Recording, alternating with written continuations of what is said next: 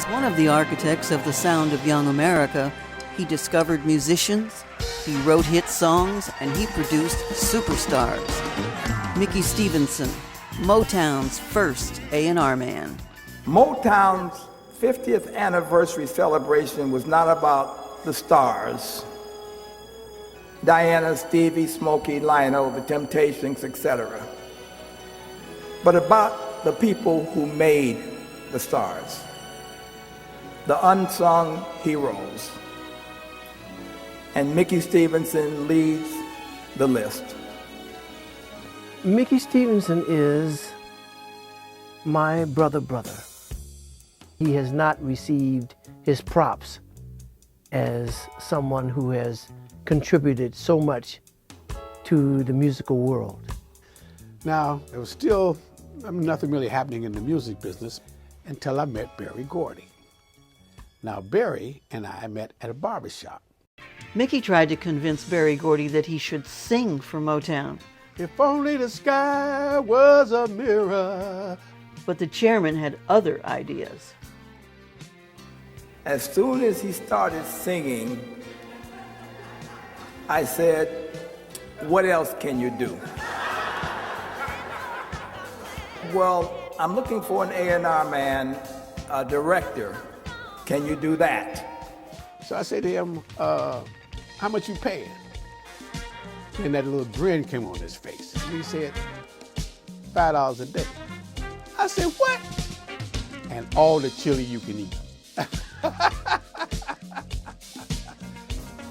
So Mickey ended up becoming our first A&R director at Motown. Mickey went around to little clubs in Detroit and one by one gathered the guys who became the Funk Brothers.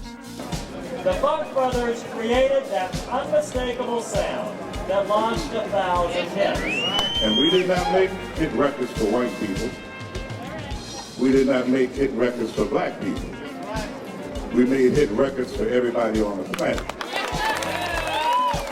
I think about the time that I came to Motown, the producers, as one we have here tonight today, Mickey Williams Stevens, who was one of the first people that I met when I came to Motown.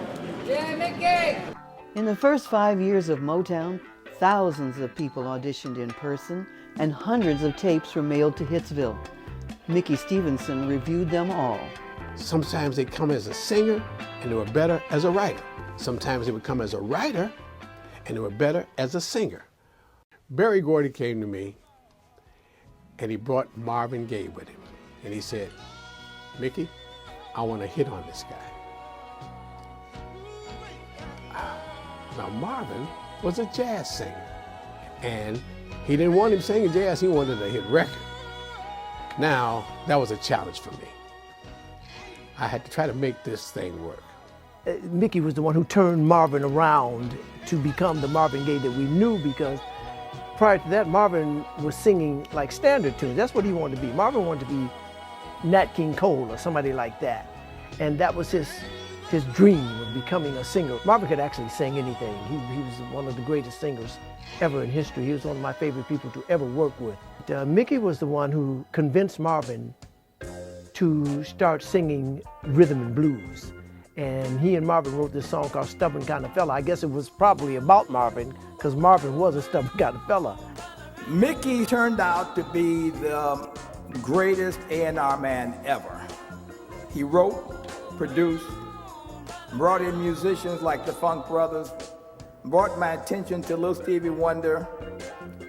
He even brought in a pizza delivery guy who was a writer who wrote the biggest standard song we had. I noticed sometimes Mickey would come up and he would stand up in the control booth. I very seldom saw Berry, but I saw Mickey all the time because he was a writer. I didn't know he was a writer. And no matter who it was, they come in naturally when a new musician comes in, he wants to know who's the power. It was Mickey. And you know, you don't usually find an executive with that kind of clout where you call him Mickey. It's Mr. Stevenson or something. Now that would be fitting, but he didn't come off like that where he would demand that kind of approach to it. And it worked very well for him. We were dedicated to getting the best out of those that we signed to this company. And that meant all of us. I'm talking about from the producers to the writers. We were working at our best to give them the best so they could be the best. It was a phenomenal feeling. It became a family-type feeling. That was, I guess that was part of the dream of Berry Gordy. We all bought into that dream. Motown music makes you clap your hands, makes you snap your fingers, makes you get up and dance. Every time I hear my favorite song, I get excited and sing along. Music turns me on. That Motown music really turns me on. Every time I hear my favorite song, sing along. So keep that drummer drumming and keep those records coming. Marvin Gaye, that brother could sure not put a song away. Just let the record play. You're smoking tracks with tears, and it's music to my ears. Ooh, baby, baby, you drive me crazy. Sing songs of yesterday.